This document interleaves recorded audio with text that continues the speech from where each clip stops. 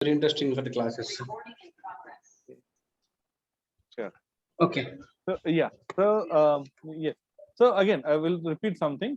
So we are talking about class and objects. Okay.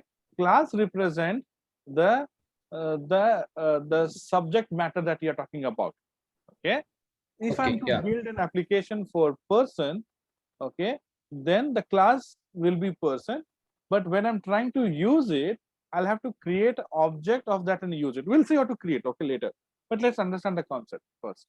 So we have to use an object. For example, I was saying that if I talk about books, right? Okay. Now, when I talk about books, books is obviously can create as a class. Okay. But number of books published in this year, okay, a number of books in the, let's say, library, you're talking about just college library, the number of books in the library, okay, that will become your class level variable. Object level variable would be specific to the book.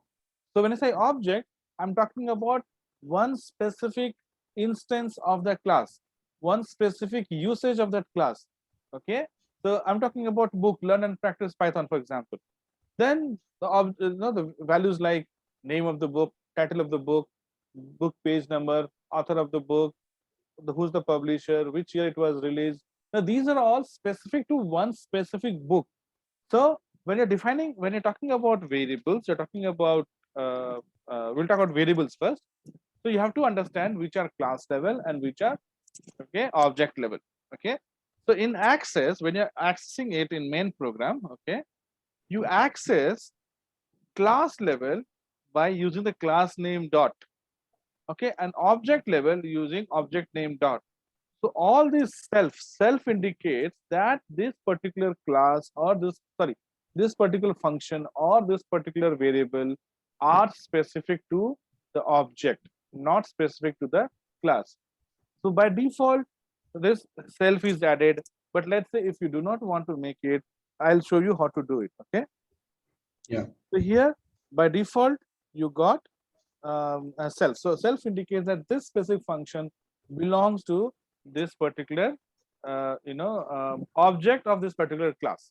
So object So, function pardon, sir. Can you please repeat the self? Self is a self is to subject. indicate that the variable or the function that you're talking about, the variable or the function that you're talking about belongs to object level, not at class level. Self is talking about the object level. Object level. Okay. Okay. So we have seen variables which are at class or object level. Some functions could be about book, let's say. So when you want to take a book, when you want to what you call buy a book, for example, or you want to take it from library, subscribe a book. So you're talking about very specific book, not about any book, right? So you will physically get the book in your hand. So that is a object level. Okay, buy book, return book, subscribe book. These are your object level. Okay, but you want to write a function that will keep track of how many books are published by or let's say in India, or how many books are published by a specific class, right? So it could be books in India or global book. So when you're trying to keep track of the books, it is about any book, right? And you are not very particular about the book. So that tracking function would be a class level, right? So 95% of the time we write functions for the object, but you still you know every class might have one or two or maybe even more, like for at least 5% or 10% functions written for class level. So we'll see later how to write a class level function. But let's see an example first. So class person, and in class person we're defining a function called say hi. Okay, and I'm putting self to indicate that this belongs to an object. Okay, and when I write here print hello, how are you? Okay, and when I run it, okay, you won't get any output, right? Because to use class, I have to create an object of the class. To use class, I have to call object of this class. Without creating object, you cannot use it. Okay, so I'm going to create an object, let's say P1. Okay, so P1 equal to person. This is how you create an object. Object name Okay. equal to class name, bracket open and close. Bracket open and Okay. close, we do it for function also, and we do it for class also. We'll see later, what the specialty of bracket open and close. But for now, you remember the syntax as P1 equal to person, bracket open and close. Okay. Now, Okay. still you're creating object, but you're not using the function. To use the function, I will say P1 dot say hi. P1 dot say hi. Okay. Now P1 dot say hi will call hello, how are you? I can create P2 and create multiple objects of the same class. Because dogs, you can have multiple dogs, isn't it? Books, you can have multiple books. So this is Yes. specific book, a specific person. Okay. This could represent you, this could represent me, each individual. Okay. So you can say P4 dot say hi. Okay. So when I call this, you will get the message from this function is called. Okay. So this is how we declare a function for a class. Okay. Now let's So say P1 equal to person means we are object we are declaring to a class. we are creating an object of the class. Okay. So here P1 dot say means we are calling to that function. correct. So P1 is the object of the class person. Okay. And when I say hi, I'm calling specific function, okay, through object. Okay. So this is your function. Now I'm going to create a specific another function, but this time I'm going to create it as a class level, not an object level. So here you see, I'll say at the rate class method. Okay. This is to indicate to the Python that boss the function. Okay, function is called a method. Okay. The method that I'm going to write belongs to the class level. Okay. It is no longer a function. object Object, yeah. right? So I say def, okay, and let's say I use say by. Okay. So see here, the moment I say class method, PyCharm gave me CLS. CLS indicates it's a class level. So say by CLS is to indicate it's a class level. Okay. Now I can print and say here print. Thank you. Okay, fine. Yeah. So thank you. Yeah. So thank you. And now if you see here, when I have to call this, okay, I can call person dot. Okay. So when I say person dot say hi, okay, and when I'm trying to call it, you get error. Okay, because here you're trying to call a object level using class, which is not possible. Okay, you get error. Say by. Say by. That is a class method. Yes. So see, you can call class method using class. So person dot say by. You can even call this using object. Okay. You can call this using object, say by. Okay. So you can call this using this also, no problem. Okay. So see, you can represent dog by just calling dog. You can represent dog by an object. Okay. So when you say by, okay, you can call using object. Okay. There's no restriction.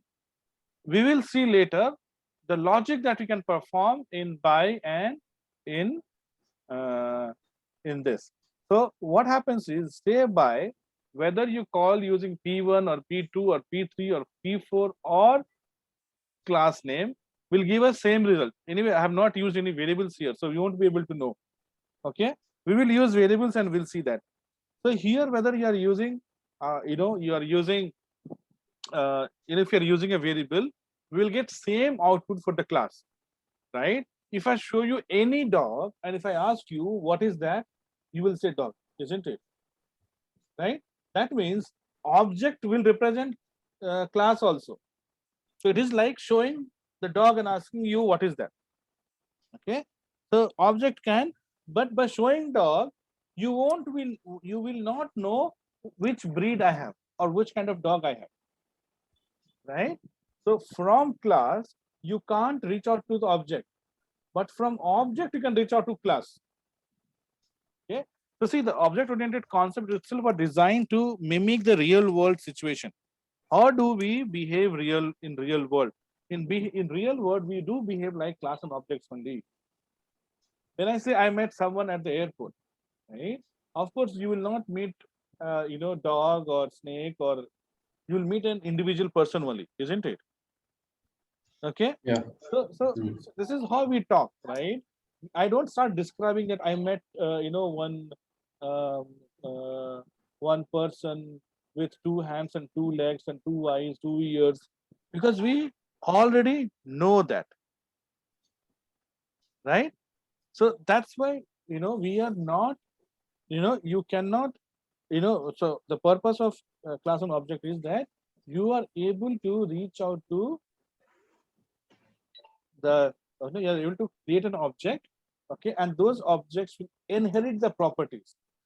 So I define some properties here. I define only one property here for that, for this example. But in the next example, we'll create few more properties. And when we define these properties, okay, what happens is all the objects P1, P2, P3, P4 will inherit all the properties, all the variables, all the functions that we write will be inherited by P1, P2, P3, P4, all the objects that we're talking about. Okay. So let's take Yeah. another example. We'll talk about books. So let's take a book example. Okay. And I'm saying class book. Book. Okay. Colon. And I define Yeah. a book count. Okay. Or book count. So this book count you see, I'm putting directly. So that means this book count is for class level, not for object level. So in class, I can define as 0. So this is like number of books that has been published is 0. Okay. So I'm defining a class level variable. In the previous example, we saw class level function and object level function. Here we will talk about all four: class level variable, object level variable, class level function, and object level function. And we will end it for today. Okay. Then we will talk about other features which we can take it up tomorrow. Okay. So I'm going to define book count, which is a class level variable.